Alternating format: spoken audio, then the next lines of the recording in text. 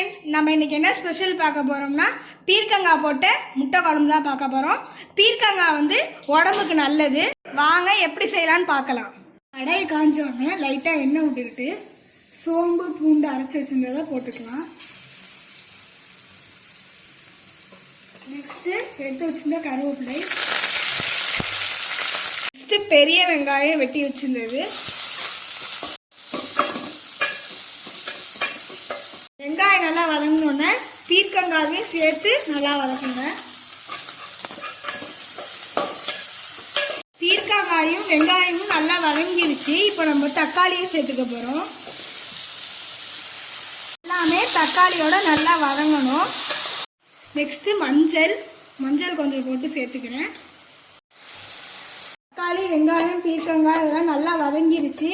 Next மல்லித்தூள் 3 spoon போட்டுக்கிறேன்.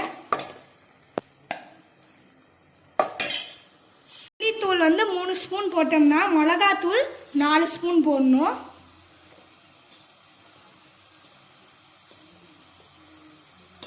மசாலா ஆடை போடுற வரைக்கும் நல்லா வதக்கணும். தேங்காய் பூண்டு பெருஜீரகத்தை போட்டு அரைச்சி வச்சிருக்கேன். இதை வந்து நம்ம இதோட மிக்ஸ் சேர்த்துக்கலாம். குழம்புக்கு தேவையான தண்ணி, தேவையான அளவுக்கு உப்பு. குழம்பு நல்லா கொதிச்சிருச்சு. நான் எடுத்து வச்சிருக்கேன் 4 முட்டையும் இதில் உடச்சி ஊற்ற போகிறேன்.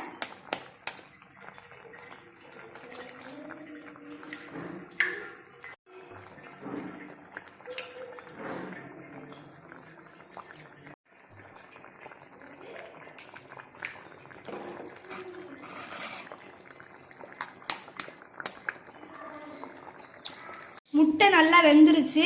இப்போ குழம்பும் ரெடி ஆயிடுச்சு. நம்மளுக்கு சுவையான பீர்க்கங்காய் போட்ட முட்டை குழம்பு ரெடி. பிடிச்சிருந்தா லைக் பண்ணுங்க, ஷேர் பண்ணுங்க, சப்ஸ்கிரைப் பண்ணுங்க.